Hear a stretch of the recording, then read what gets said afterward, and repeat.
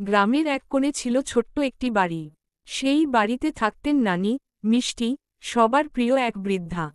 প্রতিদিন ভোরে উঠে তিনি ফুল তুলতেন, ভাত রান্না করতেন আর পুকুর পাড়ে বসে গল্প বলতেন নাতনিদের। একদিন গভীর রাতে হঠাৎ করেই জঙ্গলের দিক থেকে একটা গর্জনের মতো আওয়াজ এল। গ্রামের মানুষ ঘুম থেকে জেগে উঠে জানালার বাইরে তাকালো, এক বিশাল হাতি। চোখ লাল, পাগল হয়ে দৌড়াচ্ছে। হাতিটি সরাসরি নানির বাড়ির দিকে এগিয়ে এল।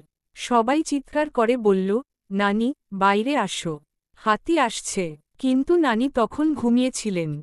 দরজা খুলে বাইরে আসার আগেই হাতি তার সুর দিয়ে চালার একপাশ ভেঙে দিল। খড়ের ছাউনি উড়ে গেল, মাটির দেয়ালে ফাটল ধরল।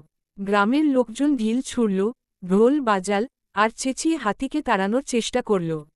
অনেক কষ্টে শেষে হাতিটি জঙ্গলের দিকে ফিরে গেল। সকালে সবাই মিলে নানির ভাঙা ঘর মেরামত করতে লাগল। নানি হেসে বললেন, আমার ঘর গেল, কিন্তু তোমাদের ভালোবাসা পেলাম। সেটাই তো বড় কথা। সেদিন থেকে গ্রামের মানুষ ঠিক করল, জঙ্গলের পাশে নতুন করে কোন কিছু গড়ে তুলবে না, যাতে বন্যপ্রাণীরা বিরক্ত না হয়।